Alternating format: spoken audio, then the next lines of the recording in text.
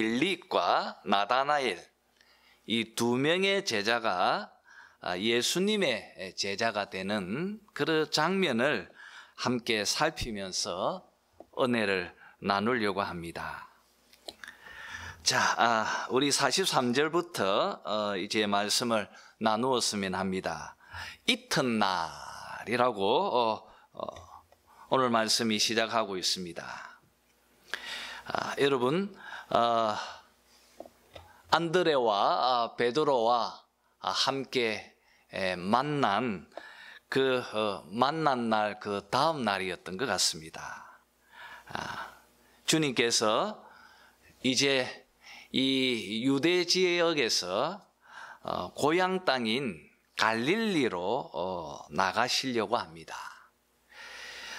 왜 예수님께서 갈릴리로 가시려고 하는지 우리가 2장 1절에 보면 갈릴리 그 가나 혼인잔치에 예수님께서 참석하고 계시는 것을 봅니다. 이 결혼식에 참석하기 위해서 지금 서두르고 계시는지 우리가 본문은 구체적으로 소개하지 않습니다. 그리고 지금 빌립과 나다나엘이 예수님을 만나는 이 장면도 예수님께서 갈릴리로 가고 있는 도중에 일어났는지 아니면 예수님이 갈릴리에 도착하셔서 일어난 일인지 아니면 또 지금 출발하시는 중에 그 유대 땅에서 일어난 사건인지 본문은 구체적으로 설명하지 않습니다. 여하튼 주님께서 갈릴리로 가시려고 합니다. 여러분, 갈릴리라고 하는 것은 큰 그 호숫가를 끼고 있는 지역명으로 보면 굉장히 포괄적인, 우리로 말하면 뭐 경상남도 같은 이런 큰 지역의 어떤 개념을 품고 있습니다. 그곳에 오늘 말씀을 보니까 이 빌립과 그리고 안드레 그리고 베드로가 44절 말씀처럼 베세다라고 하는 이 작은 마을에 같이 살고 있었다고 본문은 밝히고 있습니다. 이 베세다는 갈릴리 호수 이 북쪽 끝 그 가버나움에서 한 4km 정도 떨어져 있는 아주 작은 어촌이었습니다. 그곳에 빌립도 그리고 안드레와 베드로가 살고 있었다고 본문은 말하고 있습니다. 이렇게 예수님께서 갈릴리로 가시려다 빌립을 만나셨습니다. 그리고 빌립에게 말씀하십니다. 나를 따르라. 나를 따르라고 그렇게 말씀하십니다. 여러분, 나를 따르라고 하는 이 말은 권유하는 말도 아닙니다. 추천하는 것도 아닙니다. 이 말은 아주 강력한 명령이 여기에 담겨 있는 것입니다. 너는 나의 제자가 되어라. 나를 따르라고 그렇게 주님께서 아주 강력하게 지금 명령하고 계십니다. 여러분, 왜 주님은 빌립에게 자신의 제자가 되어라고 명하고 계십니까? 그리고 요한은 이 표현을 통하여서 무엇을 강조하고자 하는 것입니까? 그것은 이 강력한 명령을 하고 계시는 이분은 하나님의 아들이시고 또 하나님의 권세를 가지고 계시는 신성한 권위를 가지고 계시는 분이다. 아무도 그분의 말씀에 거부할 수 없다는 것을 강조하기 위해서 지금 여기서 명령형을 사용하고 있다고 여겨집니다. 이렇게 빌립은 예수님의 제자가 되었습니다. 사랑하는 성도 여러분, 제자는 어떤 사람입니까? 제자. 어떤 분들은 성도와 제자는 다르다고 그렇게 말하는 분들이 있습니다. 그래서 성도들이 제자의 자리까지 가야 한다고 그렇게 가르치는 분들도 있습니다. 여러분, 성도들을 차등화하고 구별화하고 계급화하려고 하는 이런 시도는 교회 역사 속에서 계속 있어 왔습니다. 천주교가 그렇습니다. 천주교는 엘리트 그룹, 사제, 그리고 수녀들을 성도들하고 구별화하고 있는 것을 봅니다. 여러분, 꼭 기억하시길 바랍니다. 우리 개신교는, 그리고 성경 그 어디서는 성도를 구별화하고 차별화하고 계급화하지 않는다는 것을 기억하시기를 바랍니다. 교회 속에서 그 은사를 따라 역할에 따라서 직분만 있을 뿐이지, 그리고 또 그 직분도 절대로 계급일 수도 없고, 그리고 성도와 차별화하고 구별화해서 설명할 수도 없다는 것을 아셔야 합니다. 여러분, 성도와 제자는 동일한 성도의 표현일 뿐이고 또 다르게 사용하는 단어일 뿐이라는 것을 알아야 합니다. 마태복음 28장에서 예수님께서 지상 명령을 주셨을 때 세례를 받는 것과 제자 되는 것을 동등한 것으로 표현하는 것을 봅니다. 세례를 받는 것이 바로 제자가 되는 것입니다. 성도와 제자는 다른 어떤 그런 제자가 훨씬 더 위에 있는 그런 개념의 의미도 아니다는 것을 알아야 합니다. 그리고 여러분, 교회 안에 직분도 동일합니다. 장로가 집사보다 더 위에 있고 목사가 성도보다 더 위에 있다고 생각하셔도 안 됩니다. 우리는 다 한 성도이고 우리는 다 그리스도의 제자들인 것입니다. 은사와 역할에 따라서 직분이 나뉘어져 있을 뿐입니다. 직분은 계급도 아니고 직분은 어떤 차별화되어져 있는 권세도 아니라는 것을 아셔야 합니다. 갈수록 우리 기독교가 천주교화 되어져 가는 안타까운 모습을 보게 되어집니다. 저도 여러분과 똑같은 성도이고 같이 함께 하나님 나라를 위해서 함께 수고하는 자들임을 알아야 합니다. 저는 단지 말씀을 전문적으로 배운, 그리고 여러분에게 말씀을 가르쳐 줘야 할 은사를 받은 목사라는 직분자일 뿐이라는 것을 여러분 알아야 합니다. 저와 여러분 다 같은 성도라는 것을 알아야 하고 또 제자인 것입니다.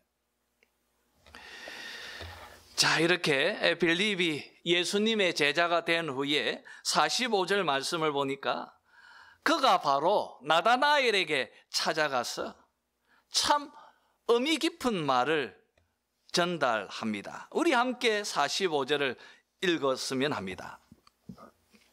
다 같이 45절을 읽도록 하겠습니다. 시작. 빌립이 나다나엘을 찾아 이르되 모세가 율법에 기록하였고 여러 선지자가 기록한 그 일을 우리가 만났으니 요셉의 아들 나사렛 예수니라. 여러분, 이 말은 성경을 이해하는데 굉장히 중요한 지표를 제공해 주고 있습니다. 빌립은 나다나엘에게 찾아가서 말합니다. 모세가 율법에 기록하였던 그분, 그리고 여러 선지자들이 기록했던 바로 그분, 그 일을 만났다. 그가 바로 요셉의 아들 나사렛 예수니라. 여러분, 지금 직접적으로 모세가 기록한 그분, 그는 신명기서 18장 18절에 등장하고 있는 모세와 같은 바로 그 선지자, 나와 같은 그 선지자, 그리고 또 여러 선지자가 기록한 그이, 이사야서 53장에서 소개하고 있는 고난받는 종, 그 메시아, 그렇게 직접적으로 의미할 수 있을 것입니다. 그러나 이것을 조금 더 포괄적으로 보면 마태복음에서 소개하는 것처럼 율법과 선지자, 이것이 율법이요 선지자이니라 라고 마태복음이 말하는 이 구약을 전체적으로 포괄해서 표현하는 그 표현이 여기 속에서도 우리는 이해할 수 있을 것입니다. 여러분, 구약 성경은 모세오경, 모세가 기록한 책과 그리고 다른 선지자들이 기록한 책을 모아 놓은 책입니다. 여러분, 하나님께서 왜 그 긴 세월을 많은 사람들을 동원해서 우리에게 이 구약 성경을 전달해 주셨습니까? 무엇 때문입니까? 바로 그 메시아를 우리에게 소개해 주기 위해서입니다. 우리는 성경을 읽을 때마다, 구약 성경을 읽을 때마다 우리는 그 속에서 메시아를 발견하고 메시아를 찾아서 메시아 중심으로 우리는 그 책을 읽어야 합니다. 그리고 그 메시아가 누구인가? 신약 성경은 그것을 우리에게 아주 소상하게 소개하고 있습니다. 그는 누구입니까? 그 메시아가 누구이십니까? 오늘 45절의 말씀처럼 그가 바로 요셉의 아들 나사렛 예수니라. 나사렛 예수니라. 사랑하는 성도 여러분, 지금도 유대교 사람들은 아직까지도 메시아를 기다리고 있습니다. 우리는 그가 바로 우리의 주님이신 나사렛 예수임을 믿습니다. 여러분, 왜 요한이 이 방대한 요한복음을 기록했습니까? 무엇 때문입니까? 바로 45절의 이 말씀을 우리에게 가르쳐 주려고 이 책을 기록한 것이고요. 신약 성경도 왜 하나님께서 기록해서 우리에게 주셨습니까? 그 목적도 바로 45절 이 말씀을 우리에게 가르쳐 주시려고 기록해 주신 것입니다. 사랑하는 성도 여러분, 우리가 그렇게 사랑하고 우리가 그렇게 주님으로 섬기는 바로 우리 예수님, 나사렛 예수, 바로 그분이 구약에서부터 오랫동안 약속하고 예언했던 바로 그 메시아이시고 그분이 바로 하나님의 아들이시라는 것을 우리가 믿고 고백하도록 하기 위해서 이 책을 하나님께서 우리에게 주셨다는 것을 우리는 깨달아야 할 것입니다. 사랑하는 성도 여러분, 성경을 읽을 때 많은 사람들이 많은 관점을 가지고 성경을 읽습니다. 이 책은 너무 방대합니다. 어떻게 이 책을 읽어야 합니까?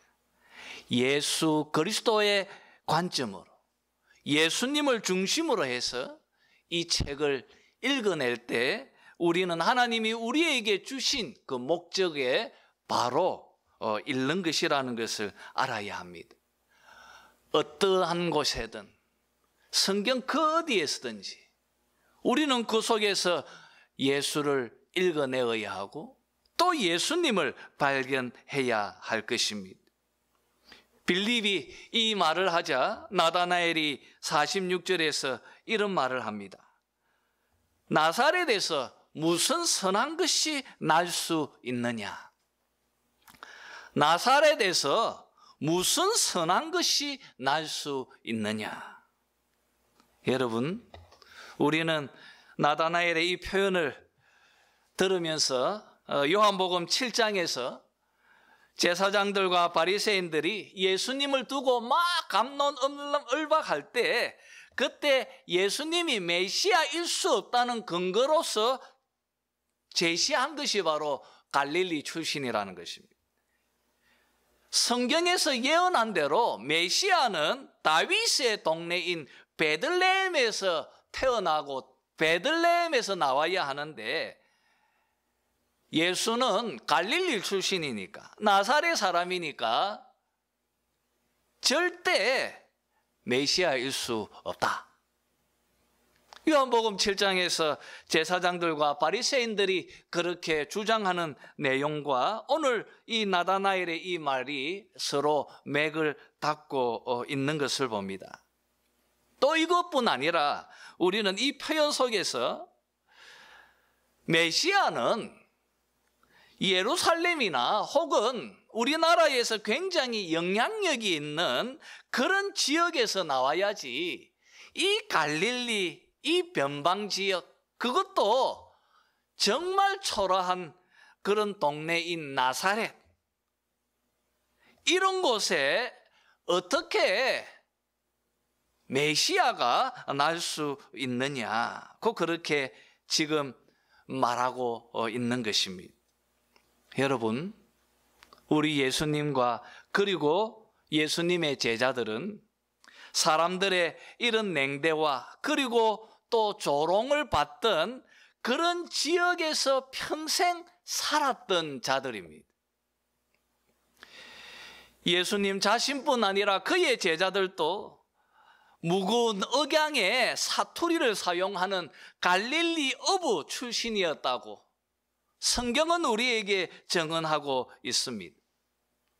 여러분, 나사렛에서 무슨 선한 것이 날 수 있느냐? 하지만 그런 곳에 주님이 사셨고 그런 곳에 예수님의 제자들이 살고 있었습니다.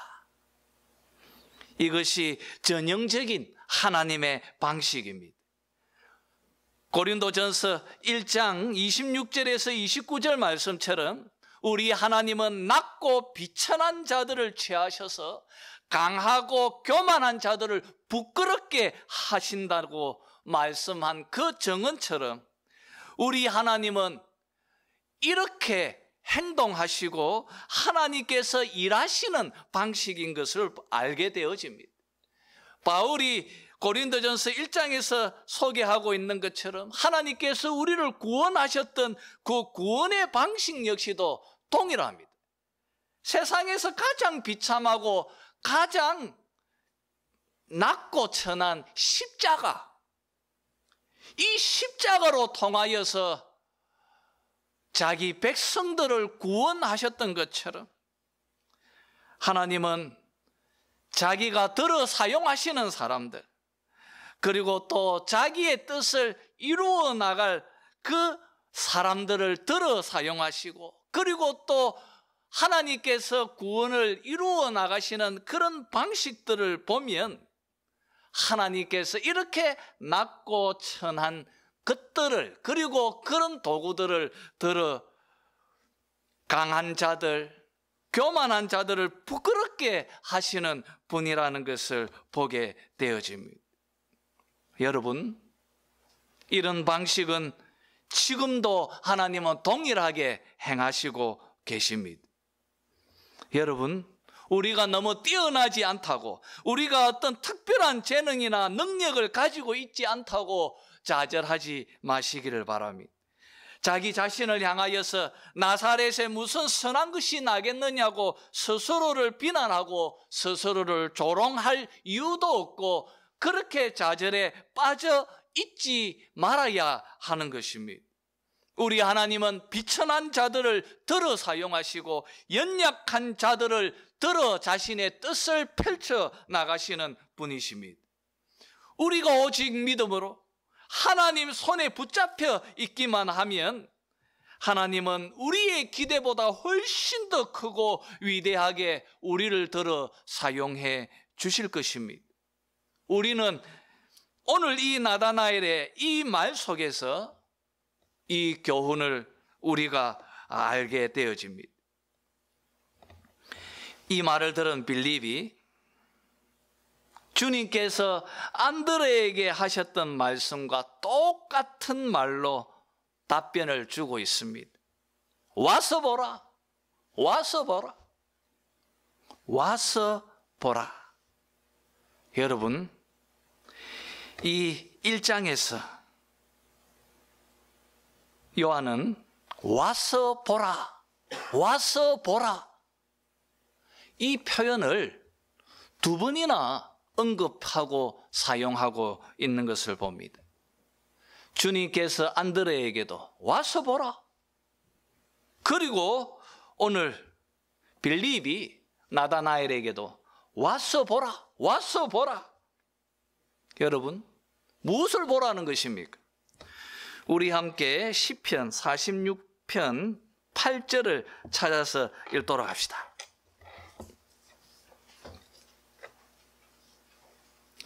시편 46편을 한번 찾아서 펼쳤으면 합니다.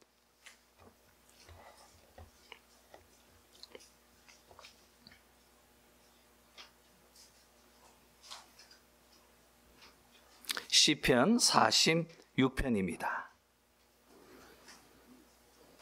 자, 여러분 5절도 읽고 8절 이렇게 같이 읽었으면 합니다. 5절과 8절 두 절을 읽었으면 합니다. 시작. 하나님이 이 성중에 계심에 성이 흔들리지 아니할 것이라. 새벽에 하나님이 도우시리로다. 8절입니다. 와서 여호와의 행적을 볼지어다. 그가 땅을 황무지로 만드셨도다. 와서 여호와의 행적을 볼지어다. 와서 와라, 와서 보라, 와서 여호와의 행적을 볼지어다.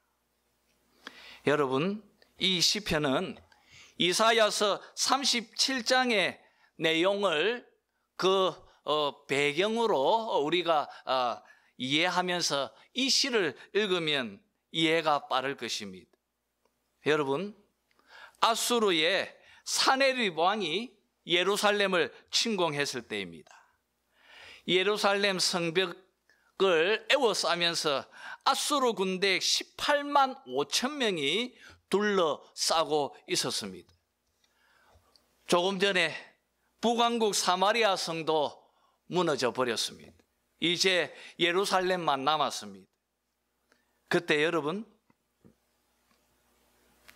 놀라운 일이 일어났습니다. 5절에 있는 말씀처럼요, 새벽에 하나님이 도우시리로다. 하나님이 그 성중에 계심에 성이 흔들리지 아니할 것이라. 새벽에 하나님이 도우시리로다. 이 말씀처럼 하나님께서 새벽에 예루살렘을 포위하고 있는 사네립 군대에 임하셨습니다. 그 성을 포위하고 있는 사네립 군대 18만 5천 명이 모두가 다 죽임을 당했습니다. 새벽에 성 밖을 보니 모두가 다 시체뿐이었습니다.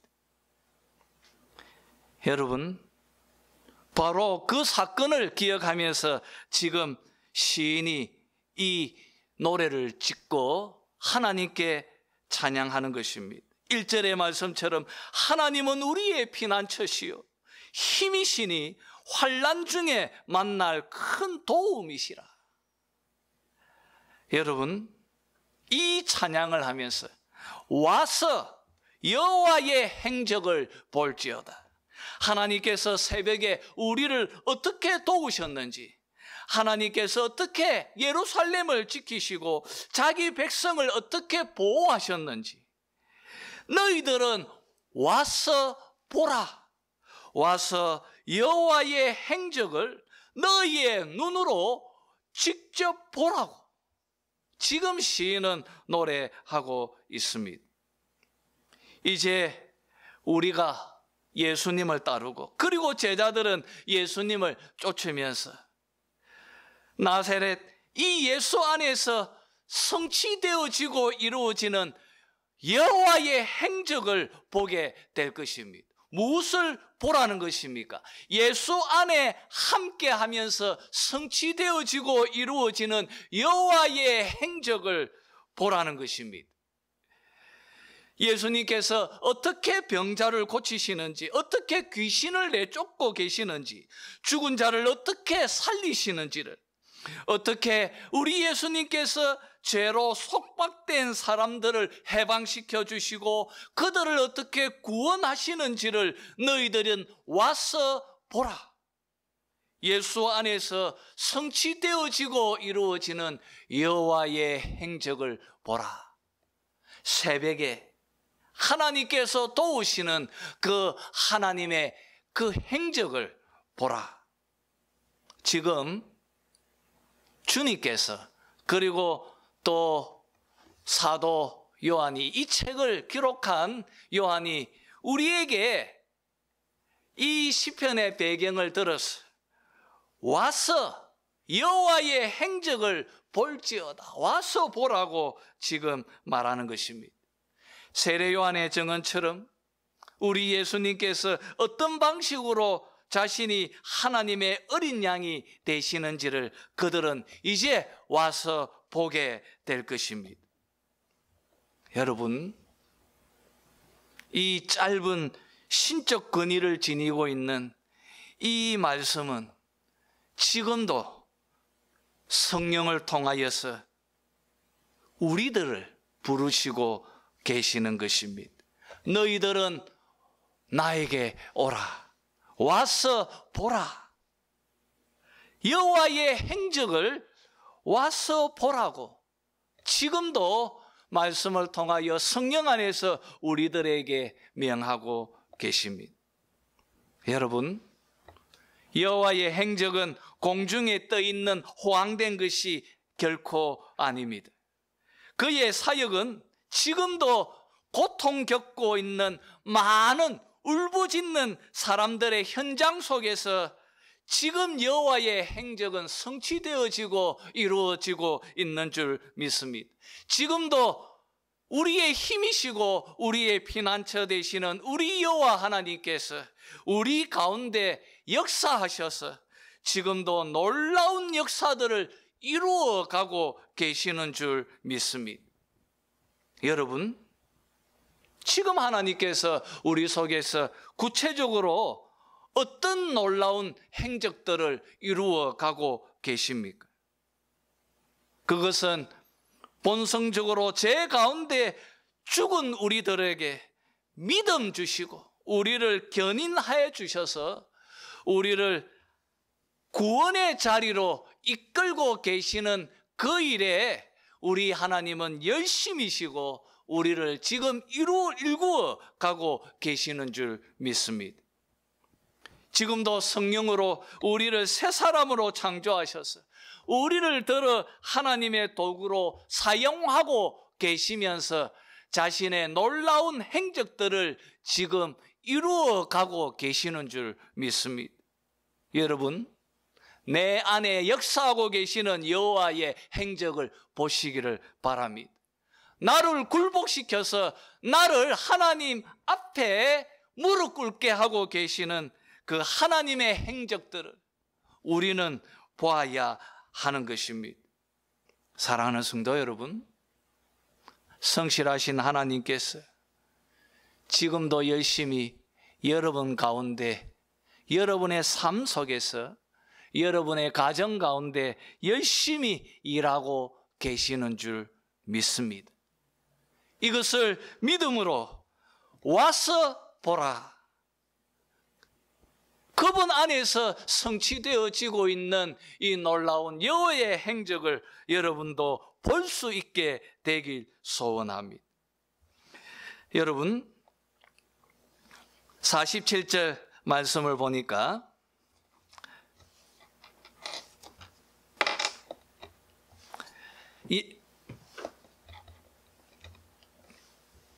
나다나엘이 예수님에게 오고 있는 모습을 보면서 주님께서 이렇게 말씀하십니다. 보라, 이는 참으로 이스라엘 사람이라. 그 속에 간사한 것이 없도다. 주님께서 말씀하십니다.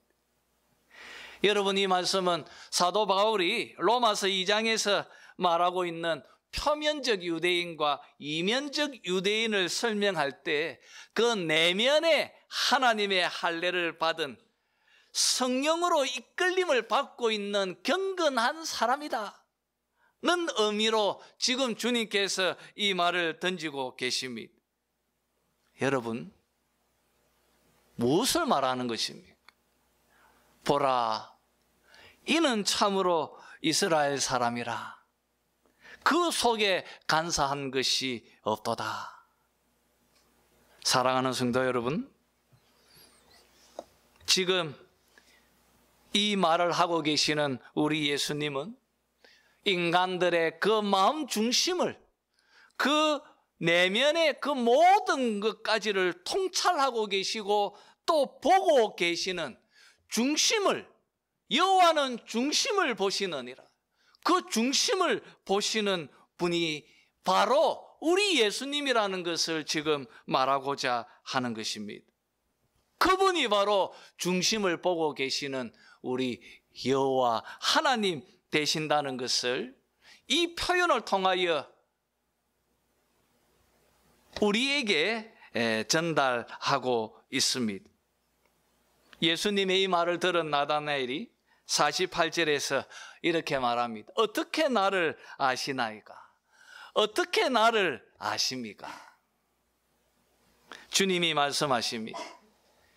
빌립이 너를 부르기 전에 네가 무화과 나무 아래에 있을 때 보았노라.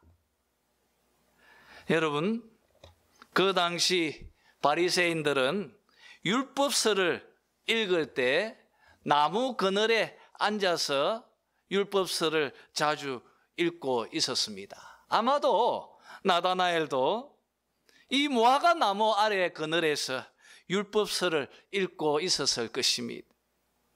주님이 그 모습을 보셨습니다.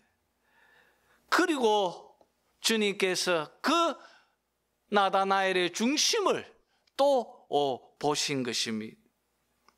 여러분, 우리 주님은 우리의 모든 것을 다 알고 계시는 분이십니다. 우리의 중심까지도, 우리의 머리카락까지도 세심받으신 우리 주님이십니다.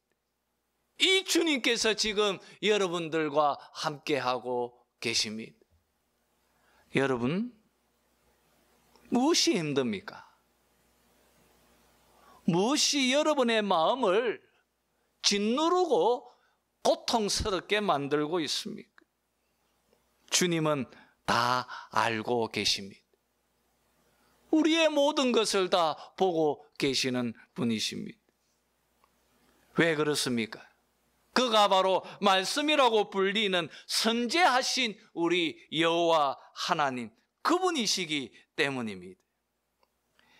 여러분, 그는 우리를 너무 깊이 사랑하십니다. 우리의 모든 것을 다 알고 계시는 분이십니다.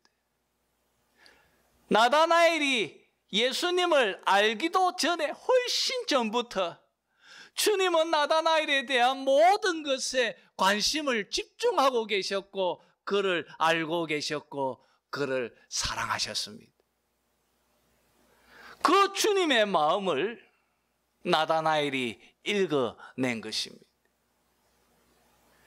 여러분, 오늘 이 말씀은 요한복음 17장 6절에서 주님께서 기도하실 때 그때 아버지, 당신께서 내게 주신 사람들을, 그들을 내가 아버지의 이름으로 나타내었다고 주님께서 기도하셨던 것을 봅니다. 내게 주신 사람들, 아버지의 것이었는데 나에게 주셨던 그들. 여러분, 창세전부터 구원하시기로 택함을 받은 자들, 나다나엘과 같은 사람들, 그리고 바로 여러분과 같은 자들입니다. 여러분, 주님은 우리를 사랑하십니다. 너무나 오랫동안 깊이 우리를 먼저 아셨고 우리를 사랑하고 계십니다. 내가 무화과 나무에 있는 것을 내가 보았노라. 이 말 속에 담겨 있는 주님의 그 크고 깊은 사랑을 나다나엘이 보았습니다. 그리고 놀라운 고백을 합니다. 오늘 설교의 제목이기도 합니다. 우리 함께 49절을 읽읍시다. 이 고백은 나다나엘의 고백일 뿐 아니라 여러분의 고백이 되어지기를 소원합니다. 다 같이 한번 읽도록 합시다. 시작.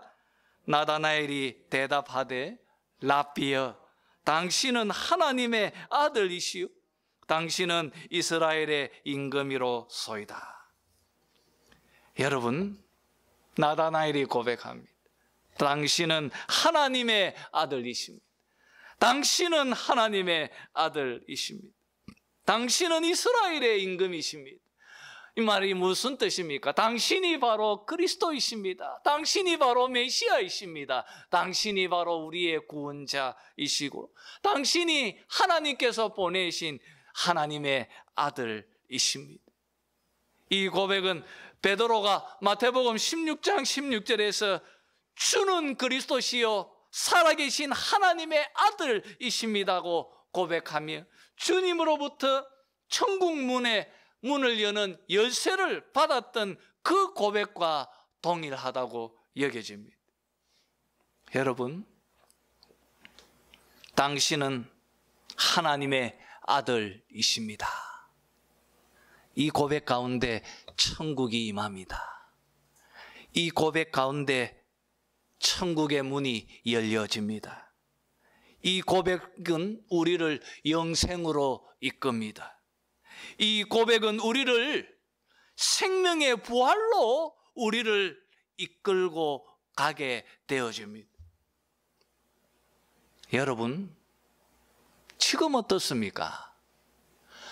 요한복음을 통하여서 주님은 끊임없이 우리에게 성령을 통하여 이 말씀으로 요청하고 계시는 것이 있습니다. 그것은 바로 여러분도 나다나엘처럼 예수 만났어요. 와서 예수 안에서 이루어지는 여호와의 행적을 보고 그가 바로 하나님의 아들이심을 깨닫고 그를 믿음으로 고백하고 여러분도 하나님 나라의 일원으로 들어오기를 소원하시는 것입니다. 이것을 위해서 하나님께서 이 말씀을 기록하고 계십니다. 여러분 안에 나다나엘처럼 이런 금보다도 보배로운 이 믿음으로 당신은 하나님의 아들이십니다. 이 고백 속에서 지금 이 순간 놀라운 하늘의 은혜를 경험하면서 살아가는 하늘 백성들이 다 되시기를 주님의 이름으로 축원합니다.